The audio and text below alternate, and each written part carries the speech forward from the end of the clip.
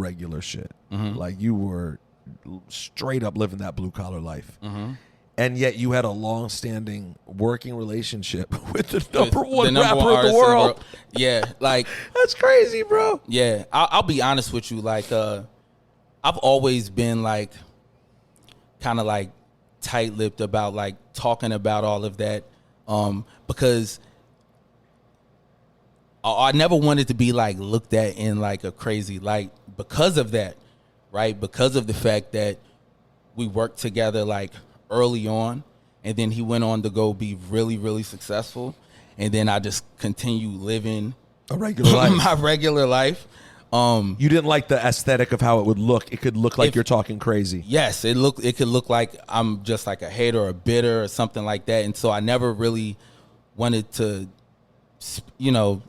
even like speak on that sort of thing. So like when the writing thing comes up, there was like the Complex interview where I said I did it, and then there was another time when I go back and I'm kind of like retracting it. Yeah, and it's like it got complicated because I think it gets complicated because a lot of people have villainized, maybe that's the wrong word, but bash Drake. Yeah. And made it sound like he's not a writer. Yes, and that's unfair. And it's not true. That's unfair. Like Drake is an incredible writer and artist, and that's why we connected initially, just because we both had the same sort of like love for the same sorts of rap, and so. Yeah, and even Flex has done this. Like a lot of people have gone at him, and I really think it's interesting on a few levels, right? Everyone receives help in some different ways. Drake clearly writes the predominant work that he does. You can hear it. Yes. You can hear him as a writer. Yes. One of the things I always found interesting about I'm Going In, which I knew you wrote, and this is before I knew you, I found it interesting because I never thought that verse actually sounded like him. I thought it actually, when you guys were just working things out, I actually would have thought at the time, like, I don't know if this works because it didn't sound like his voice on the record, frankly. It actually, in a weird way, proved to me more that he's a writer. Because I could hear when it wasn't him, I was like, this doesn't quite sound like him. Yeah. But I think it's unfair that people do that. Like, there are a lot of things people could, take shots at Drake for. Obviously, it's easy when someone's the biggest dude in the world. Listen, I've had my moments of taking shots at him, God knows. But I always thought the writing thing was just super unfair. Like, my man has 9 million hits. Yeah. Like, we could go through and skim the ones where maybe someone did something here and someone did something here. At the same time, like, bro, even if you were to remove all the songs he's ever gotten help from, bro probably still has more hits than anyone else in history. Yeah. Like, it's that crazy a body of work. Yeah, like, it's crazy to have my story intertwined with somebody who, like has some, like you said, some of the most, like, the highest number of hits in hit, bro. Yeah. Listen, the fact of the matter is, we can't even talk about, like, does Drake have more hits than Jay-Z? We're talking about, does Drake have more hits than the Beatles? Yeah. We're talking about Elvis. Yeah. You know what I mean? Like, this isn't a rap conversation anymore. Now, I can have other conversations. Like, I'm not crowning Drake the greatest who's ever lived. But what I am saying is, he's the greatest hit maker in hip-hop history, and it's not even close. Yeah. Like, there's not even anyone in his conversation. Yeah. You know what I mean? And I think, like, we struggle in rap to give people the flowers for which they deserve flowers, right? Like, everyone then has to be called the greatest. Like, Jay-Z is not the greatest rapper of all time, and neither is Drake. They both have things they've done, though, that respectively are the greatest that anyone's ever done it. Yeah, no one's ever done more with being a rapper than Jay-Z, and maybe no one ever will. You know what I mean? Like, what he's done is just mind-blowing. Yeah. And for Drake, just the amount... Drake has been the most popular artist among young people for like 17 years. He's not young anymore. Dog, he's not a kid anymore. I remember watching it. I remember how mind blown I was. I remember the first time, like, I realized it was going crazy, was I saw this, it was a post, it might have been like a Twitter post. Like, somebody had a video of, like, his first show in Houston or something, like when Houston, Atlanta, Vegas was just dog. And I remember seeing, like, the shit just go wild. And my my best friend, Radio B, like he knew Drake as well. He was close with him as well, and we used to just like our minds were just blown. Like it, dog, it's crazy. Like let me, I gotta really break it down, fam. Like when I used to go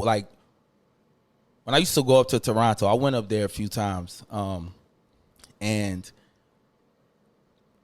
like we had some like we had some like dope ass talks, like where we kind of like saw, like I knew he was gonna go places, right? And we both kind of like talked about our dreams and aspirations and all of this, and then to like watch it, to see it, like, and see that it was really happening, like, fam, that shit was very surreal.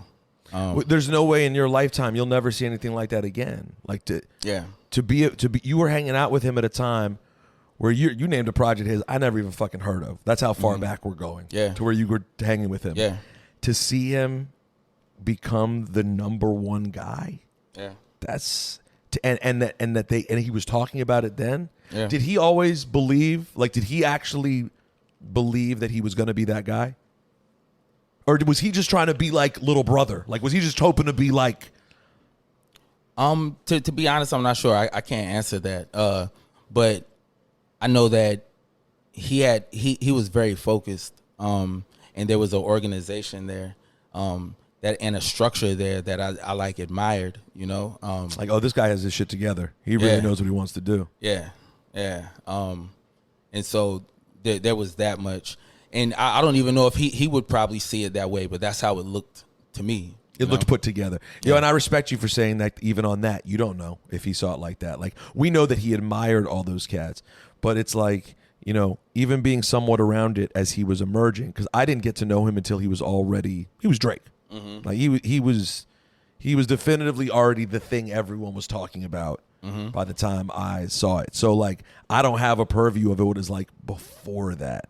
You know what I mean? Yeah. But I know my memories tell me that one of the reasons I always liked him was the level of respect he had for the good shit that was going on. Yeah, you know what I mean? Yeah. And he was a hungry, like he was hungry. Like he definitely like, and he didn't have to be hungry at that point. Like, I'm not saying he was rich off Degrassi, but he was already living okay. Like, he wasn't sitting there. He wasn't worried about whether he was going to go have to fucking drive trucks to Food Lion overnight. Yeah. You know what I mean? Yeah. He wanted it. He just wanted it that bad. Yeah, for sure. And yeah, like I said, yo, I had some good times up there. You know, in the studio, doing shows. It was pretty. This is like crazy to think about. So like just kind of like with the whole like Pusha T thing, like me and him have a song with Malice. You, Drake, and Malice? Yeah. Oh, because you obviously you have Virginia ties. Yeah, but I mean that was something he put together. He like it was had a Drake song. thing. Yeah, he had the song and just like had me on it. You know, like talk like, yo, F, you know what I'm saying, you want to get on this. I remember that. And you were just psyched to be on a song with fucking Malice at the time, I'm sure. Yeah. Oh yeah, hell yeah. You know, and then we ended up doing the song and we ended up performing it up there sometime. But this is when I realized that the shit got weird between us, because we had that song, it was playing on the radio. Where? Right? In Virginia? Up there. Up there, okay. Yeah, that's what he told me. And then when it came out on the second tape, I think it was Comeback Season, I think that one, my verse gets cut off at the very end of the joint. Like, he cut my verse, and it was so filthy. Like, what, the way it cut off too? Hell yeah, yo! Like, right before I'm about to rap, all you hear is and then it's like the shit is cut, and I was like, what? Hold on. I'm like rewinding it. I'm like trying to re-download the shit, yo. The nigga just straight cut my verse off the joint, fam. I was like, why? Why did the nigga cut my verse off the joint? Did you ever get to ask him why? Yeah, I did try to. Yo, this was around the time when it just is just getting weird, yo. And I wasn't for like me and my niggas talked about it a few times, yo, and tried to like come up with some theories, but Yeah, dog. There was actually, I think it was the comeback season tape. The song is called what you do is stand song. I'm gonna find it in 1 second. As a matter of fact, I'm gonna find it and I'm gonna play it. Yeah, because there's a version with all three of our verses, and then the version on the tape is him and Malice, and then my verse got cut off right at the end. Like, yo, that shit was a dagger, fam. I was like, why? All right, here we go. Why, dog? You know, it's funny. I'm glad that your life is in a place where we can kind of have a good laugh about this. Because if things went a different direction, that would be the moment that every night in your life you're like, if that fucking song hadn't cut off. Yo, and Here we I'm go. hoping this shit don't even turn us. Malice, Nicholas F, this a remix. Like slow motion, stepping out the phantom. All eyes on me, peeking and glancing. Leaning on the wall, we B-boys dancing. Ears, neck, and wrist looking like the king's ransom. One chick each arm, making it a tandem. Flashy as this be grandstanding. Bottles popping, cars with options. We living like kings, homie, you just watching. And I'ma show for you. Drake second. With a little while you haters want it all. You waiting for the spring and I'm getting it in the fall. But do what you do, I do what I do. Do what you do, I do what I do. The verses I'm writing, you might wanna learn it. You hating my song, but your wife wanna burn it. Yeah. So now you at the store for some blank CDs. You can't see me, for your sake might wanna return it. Cause Young Drizzy, huh? Yeah. bring them this home to your girl. Finally here, I'ma start with the timing. Leg up on the wall, my people they chill while you haters wanna ball. I'm satisfied with a little while you haters want it all. You waiting for the spring and I'm getting I think you're getting cut off on this. Yes, you're gonna hear me say, what I do. Do what you do, I do what I do. Stand song, lean, leg up on the wall. My people they chill while you haters wanna ball. I'm satisfied with a little while you haters want it all. You waiting for the spring and I'm getting it in the fall. But do what you do, I do what I do. Do what you do, I do what I do. boom, and that was it. I was like, yo, dog, that was Yo, what? that is dog. I remember, I will never forget that moment. The first time I heard that shit, yo, it was the shot, boom, like shotgun from the doorway. I was like, goddamn. Oh, here's the full version with Nicholas F. There is a full version. I do this for y'all, And look, man. Malice, Nick. And he shouts you out at the beginning. now, Do what you do and I does what I does. These chicks love me. They say, boy, you're clean cut for a thug. You just see the stampede when we rush in the club. It's like an offensive foul, how they run into us. Charge all they drinks on their platinum card. Lord, I got them hooked like the back of a bra. Oh, man, I am like Sam I am. I get the green plus the eggs and ham in a pan. For any beef trying to approach us, let the sucker burn. I don't even flip them over. Nicholas F. teamed with Drake, now you mad as hell. Ain't seen a better looking union since Gabrielle. Well, I'm hot as hell and I don't even need a stylist. Spit the inferno like a real world challenge.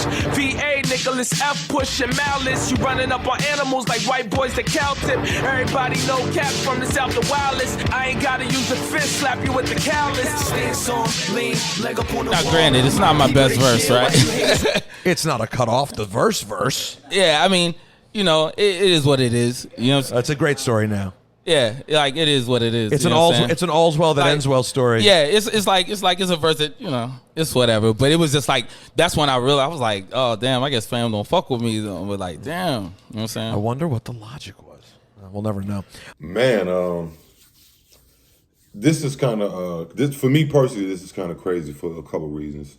Shout out Nicholas F. being that you know, Nicholas F. being from Richmond. You know what I'm saying? Same place I'm from, and being that Drake's "I'm Going In" verse. If y'all never heard that fucking song, which I don't know how you haven't heard it unless you just like young, you don't know about that early on Drake. Bro, that was the verse for me that convinced me that Drake was a beast. You know what I'm saying? That was the one. I heard the shit he did, all the shit he was doing with Lil Wayne, the ignorant shit. I think that's on the same album too, So Far Gone. But I heard all that shit before, the mixtape shit, the Young Money mixtape they had. So, but when I heard that, I'm going in, and then the beat, shout out to, I think the beat was produced by Knots from 757, I don't know what part, but shout out to Knots. Jeezy was on that bitch, Wheezy, everybody killed it. But when I heard that nigga Drake, first off, you know what it is when you heard Drake making hoes wobble like a bridge in an earthquake. I was like, yo, this nigga's fucking nasty. I'm convinced, you know what I'm saying? But it's funny because even back then, that was like 2009, 2010-ish, which wasn't too long ago. Let's be clear, that wasn't even that long ago. But even back then, I was like, it stood out to me because it didn't sound like the normal Drake. I thought he went Super Saiyan mode. I was like, where has this type of flow shit been? Because he had bars back then, but that was, and when you think about it, it don't even sound, it sound like Nicholas Huff. Like now that I know all these years later, I never fucking knew that, bro. That was the verse that convinced me. Like, I feel like, you know, what's the memes that be putting? I was today years old, or like my whole childhood is fake. Like when you find out a little different shit, you know them little memes, how you was supposed to open the such and such, and how you supposed to really take off the Gatorade shit. And you know the little, if you know what I'm talking about, them little memes that be going around that be like telling little secrets about certain shit in our life, whether it's, I was today years old, just Google it, you know what I'm talking about. But yo, that shit is like, bro, that nigga didn't write that shit. And it's crazy because that nigga Nicholas Huff said he ain't get credit for that shit. I'm like, damn. You know what I'm saying? But see, this further, because when I was hearing about the whole Drake, niggas was saying Drake was Quentin Miller was writing for Drake, actually, is what they were saying on that, if you're reading this. And I don't know the specifics, I can't remember, it's been so long, but it was like, I think it was pretty much confirmed that he did help him on that shit. But this is like, damn, nigga Drake, you was getting help since back then. I mean, you hiring some good help now. You know what I'm saying? Quentin Miller did his thing. Nick, look at that verse. That verse, yo, I was like, this nigga Drake is the GOAT. Really, that was motherfucking Nicholas F. Penn. Like, and I'm not bashing Drake because he get help. The thing with Drake is, this is my own thing. If you get help, you get help, bro. Or if you've gotten help, you've gotten help. It was the fucking reason to lie or act like, at some point, everybody got some type of help. Even if you in the studio and your boy be like, no, you should say that shit backwards. Or now you had the niggas full-fledged writing for you, but it's like my nigga Cardi B do it. All of Kanye, P. Diddy, almost everybody. Snoop Dogg didn't even write Sexual Seduction. I don't know if y'all know that, but Shawty Red wrote that and he produced that. That was Shawty Red made that song. Do your homework in my FYBJ man voice. Do your motherfucking homework. Yeah, Snoop didn't write Sexual Seduction. So it's a lot of dope songs that niggas didn't write that I still like. You know what I'm saying? Now, would I personally have a nigga full-fledged write a verse for me and I'm like, yo, say it like this? Nah. If a nigga help me, hey man, you know what you should say? Instead of saying, you should just take that word out and for real? But that's different, you know what I'm saying? Everybody throw little tips off each other in the studio, you know, it's a part of the team helping. Do everybody think they should get credit for shit like that? No, not, you know what I'm saying? People do get credit for doing little shit like that, but most of the time nobody ain't, because that's just, but if you full-fledged write some shit, then yeah, you know what I'm saying? Shit is news to me, man. Shout out to Nicholas F. though, man. Y'all go tap into him because he really goated with this shit. It is crazy because I always wondered, like, because I remember, like, when Drake first came out and they had songs. I was there. I remember when him and Nicholas F. was putting them songs out. We didn't know really who Drake was. That might be how I first heard Drake. Either that or the Trey Songz, that Replacement Girl song. It was, the first time I heard Drake was by way of a VA nigga, though, for sure. One of them niggas, either Trey Songz, Nicholas F., one of them niggas. But yeah, like, it's like, I just always, always wonder why Drake stopped fucking with Nicholas F. Like, because they was having hella songs together. You heard them? They was traveling. I didn't even know all that. I didn't know that he was going up there. They was locked in. Like, I'm pretty sure he would have been for sure. Like, he'd be a perfect fit for OVO. Like, Nicholas F., this is my theory. Whatever happened, I think it was personally, like he said, he had kind of revealed that he wrote the shit in some kind of complex, whatever, and then tried to retract it. But he would be on OVO, bro. Like, that nigga, yeah, like, that'd be crazy, bro. I think that if they went to, whatever happened, you know what I'm saying, that nigga would be on OVO for sure. I think niggas up, I mean, they was locked in. Them niggas got they got hella songs already. You know what I'm saying? Them niggas was like collabing real heavy. So it's like, I don't know, man. Listen, man. Everybody needs help, bro. If you get help, it's cool. You know what I'm saying? When you start to be ashamed that you need help is when, you know what I mean, you look funny. You look like, you know what I mean? But, I mean, I don't know. This is some hip-hop shit, personally, you know what I'm saying, with me. And it's crazy, bro. That was the verse that, like, made me a believer, bro. And he didn't even fucking write it. It's so much I can say about this, man. Y'all let me know what you think. Like, comment, subscribe, don't forget to go. Yeah. Yeah, I'm smoking gas, feel like I cute. Feel like I cute. Bitch, I'm smoking gas, I feel like I cute. I feel like I cute. Bitch, I'm smoking gas, I feel like I cute. Yeah. I feel like I cute. Bitch, I'm smoking gas, I feel like I cute. Yeah. I feel like I cute. I'm sipping that red solo like I cute. Yeah. I got all these bitches on